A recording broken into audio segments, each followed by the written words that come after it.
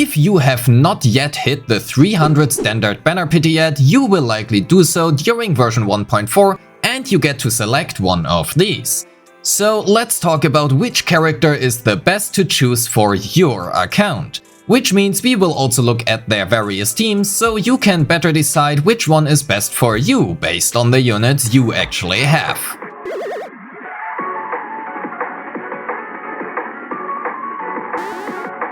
Some disclaimers ahead. While I will approach this video as objectively neutral as I can, I am human and have my own biases and opinions, and that means inform yourself from other sources as well. Secondly, horizontal investment is usually better than vertical investment, at least in this game, and that also means if you're only missing one out of the 6 units, you are likely best off selecting that one. Unless you really don't want to. That said, pause the video now and let me know your thoughts before watching the video in the comments below.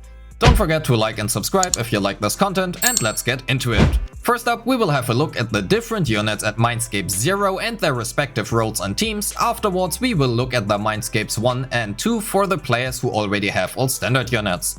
And first up are Lycaon and Koleda, the 2 stunners within the standard lineup. As much as I hate to say this, objectively speaking, out of these 2, Lycaon is overall the better choice, especially with Miyabi in the current banner.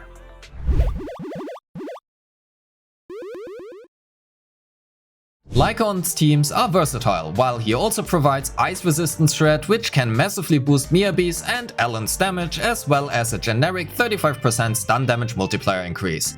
As with all stunners, Lycaon cares mostly about impact, which means impact and slot 6 and a 4-piece Shockstar Disco, while also not caring too much about his substats, which makes him honestly pretty easy to build. However, the same also applies to Koleda. Stunners have fantastic free-to-play craftable weapon choices such as Steam Oven, and both Lycaon and Koleda can make use of this.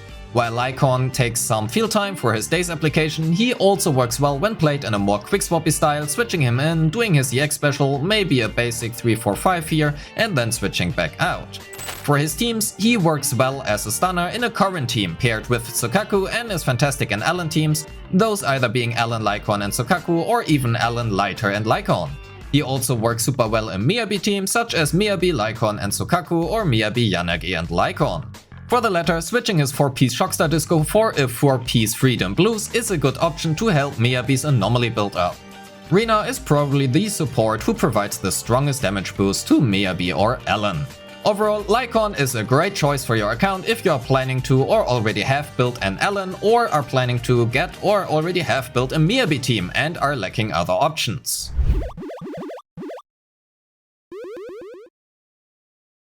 Koleda unfortunately got a bit power crept with the release of Lighter, however she still is one of the fastest stunner in the game with very versatile teams, as her additional ability is honestly not great and can hence be slotted as a replacement stunner in basically any team. In exchange for that, she does not really provide anything else except this versatility and insane Daze application. But who knows, we might get a chain attack based DPS in the future, which could make her value rise up a bit. Koleda can also feel clunky at times, and due to her long animations and the recent increase in enemies jumping around, it is easy for her to miss her attacks, which can hurt her Daze application a lot, and honestly that feels terrible. Objectively speaking, on the other hand, her EX special and dodge counter are insane in terms of Daze application, and that makes her an extremely fast stunner who is really good at staying on field, especially against super aggressive enemies. For more information on Koleda, I recommend you checking out my Koleda guide, a link is in the top right corner right now as well as in the description. Regardless, the same points we touched on before for Lycaon again also apply to Koleda. Easy to build, a 4-piece Shockstar Disco is fantastic, and outside of impact she doesn't care too much about other stats.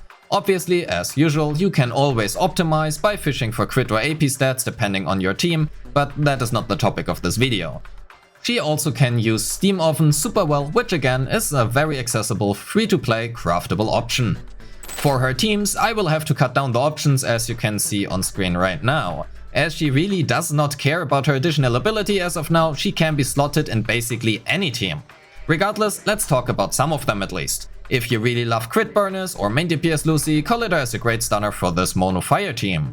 For Soldier 11 believers, Koleda slots well into her teams as well, and even Corrin can make use of Koleda, as Koleda's additional ability doesn't matter too much if you do not have Lycaon.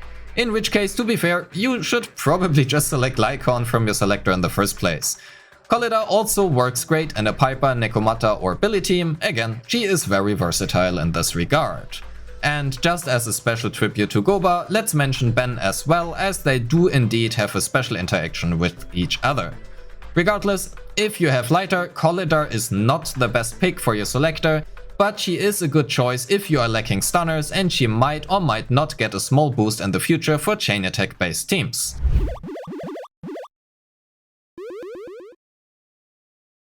While we are already at Belobog, let's talk about Grace. Grace has been the first S-rank anomaly unit, and unfortunately that is also very noticeable in her performance and gameplay. She is well usable and not a bad unit, however she also does not yet excel in any team with a very unique role. She is really good at fast electric anomaly application, but repeated shocks are not that great. So she is best used within Disorder or Anton teams. She has good weapon choices with Electro Lip Gloss or even Fusion Compiler as the paid options, but her free-to-play options such as Weeping Gemini and Rainforest Gourmet are good as well, and not too far behind her premium choices. Within Mono Electric teams, a 4-piece Thunder Metal is fantastic. For Disorder teams, a 4-piece Freedom Blues is the better choice. For her teams, while she is not the best choice in most teams, she can do her job well enough to be well playable in quite a few different teams. I can already hear angry Grace mains typing mean comments right now, but let's face the truth, while she isn't bad, she also isn't fantastic. Regardless, she does work fantastic as a quick shock battery for Anton with a variety of support or stun options for the third slot. Due to her quick shock application, she is also an option within Disorder teams such as Piper, Burnus or Jane. For a Burnus team, I would prefer Koleda over Lucy as the team lacks an on-fielder otherwise. Jane works okay as well due to Jane being a great on-fielder. Personally, I do not think Grace is a good choice, yet at least. The thing with these games is always that we do not know what the future brings, and while Grace might not be the premium choice right now, she might become great again in the future.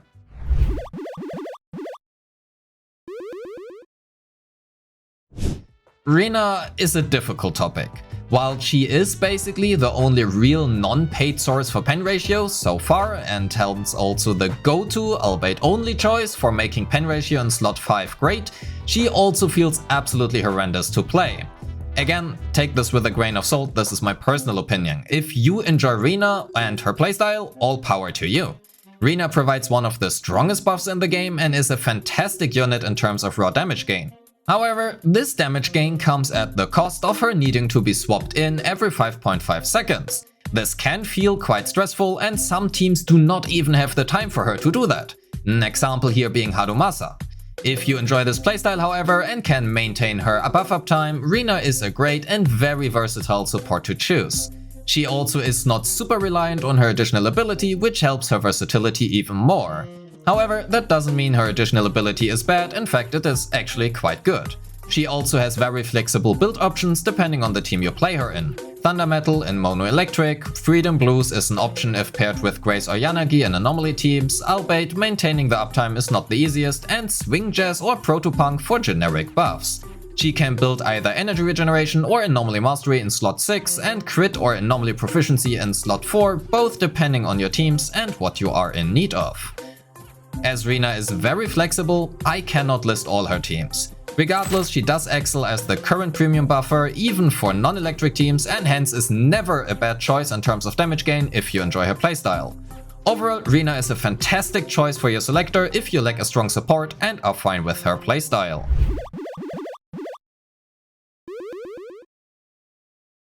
This really hurts to say, cause I love Nekomata, but she really is not that great. Even Piper in A rank can easily outperform her while also having better and more varied team options. She has great AoE, but so has Jane. She is also insanely mobile, but so is Jane. Her kit is very dodge reliant and she attacks quickly, making for a fast-paced playstyle, but again, so does Jane. To be completely honest, I had absolutely nothing positive in mind about what to say here, so these points are basically all taken from Pritran's review section for Nekomata, which also means go and check out Pritran if you are as clueless as I have been here. Okay, so listen. She performs fine. She is not complete trash and can clear Shio reliably. If you don't have Neko and you love her or her playstyle, go for it. Waifu and husbando over meta, always. However, she also has insane competition with Piper, Jane, and even Corin and Billy, who can all either perform very similarly or even outperform her. I really wish I could say something more positive about her, but if I let my personal bias aside, there really isn't too much. I guess we can talk about her weapon options, cause they aren't too bad. While her signature steel cushion is her best in slot, the craftable Starlight engine performs rather well as well. Fortunately, with the release of Caesar, Neko got a boost in team options. However, outside of Nicole and Enbei, she is extremely reliant now on Caesar, which means her team options are cut down drastically the moment you do not have Caesar. Overall, I would argue Nekomata is probably the worst choice of all characters on the banner, and that also means unless you have neither Billy, Corin, Piper or Jane, or you really just love Neko, I would not recommend to select Neko over any other character from the Selector. And I'm quite sure you own at least Billy.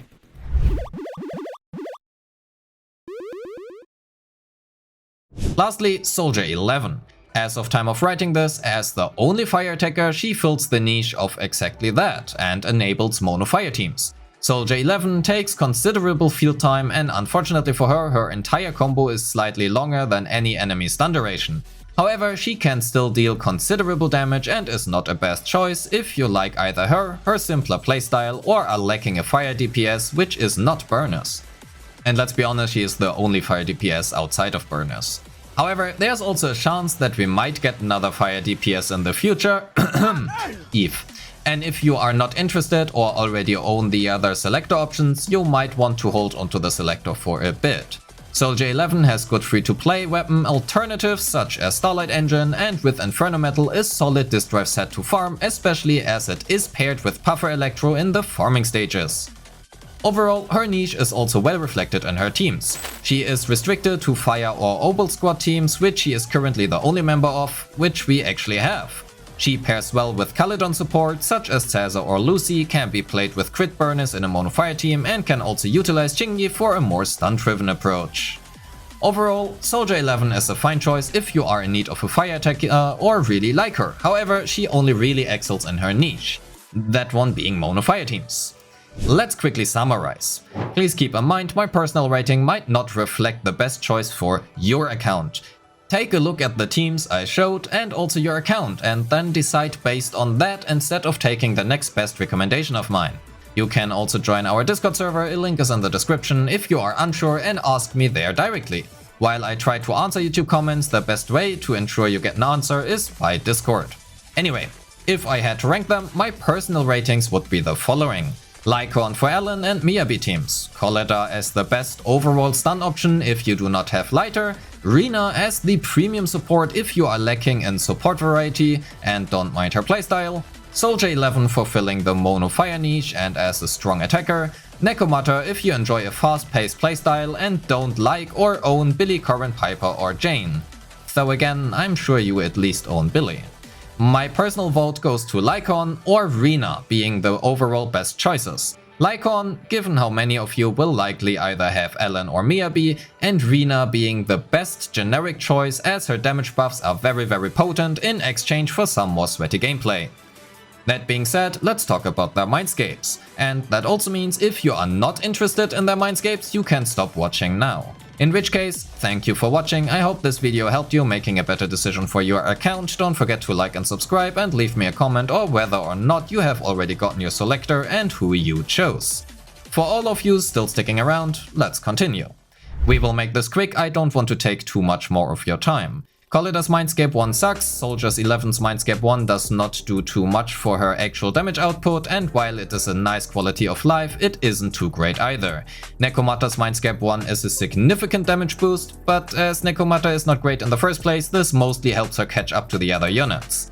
Lycaon's Mindscape 1 slightly increases his days, but it is not too great either. Grace's Mindscape 1 is a nice energy battery, but doesn't actually change too much in actual gameplay as it requires her to be played consistently on field, and you probably will not do that, so you will not really get too much energy out of this. The by far, and it is honestly not even close, best Mindscape has Rina. It increases her buff duration to 11 seconds, and that is an incredible quality of life, which makes Rina a much better choice. Furthermore, it also strengthens even the buff she provides, so that is another plus. Which also means, outside of Rina's Mindscape 1, I would not recommend any of the others. Maybe Nekomata if you really like her, but also only then. So for Mindscape 1, Rina wins out just as she did for Mindscape 0. For her Mindscapes 2, I mostly want to mention Koleda, Lycaon and partially Soldier 11. Soldier 11's M2 is a damage increase somewhere between 3 to 15% depending on your rotation. Lycaon's M2 can increase his day's output due to being able to cast his EX special more often, but that is extremely dependent on your team and your build, as you will gain a maximum of 1 additional EX special out of this, and that is only if the fight takes a long time. Which means the worse your characters are built, the better this Mindscape becomes. The by far best Mindscape 2 has actually Koleda, and it basically allows you to nearly instantly stun nearly any enemy in the game every 45 seconds, as it will basically refund her EX special costs to her. The Mindscape is very considerable, however, as I mentioned early in the video, at least in my opinion, horizontal investment will benefit your account more than vertical investment will, and that is especially true for standard characters, as they are usually the first to be power crept. And because we are talking about a Mindscape 2 here, you first need to get her Mindscape 0 and her Mindscape 1 and then her Mindscape 2, so that is 3 copies. TLDR here being, for Mindscape 1, Rina is by far the best choice, followed by Nekomata and theoretically Koleda, simply because it helps you build up to Koleda's Mindscape 2, not because the Mindscape 1 is good. Again, it sucks. Nekomata's Mindscape 1 is great if you like Nekomata, but as Nekomata is simply not great, the Mindscape loses a lot of value. For Mindscape 2, Koleda wins out by a large margin, followed by Soldier 11. And with that, we are at the end of the video. Thank you so much for watching, don't forget to like and subscribe, join the Discord, leave a comment on who you will pick or already have picked, and I wish you a great day. Merry Christmas and a Happy New Year. Peace.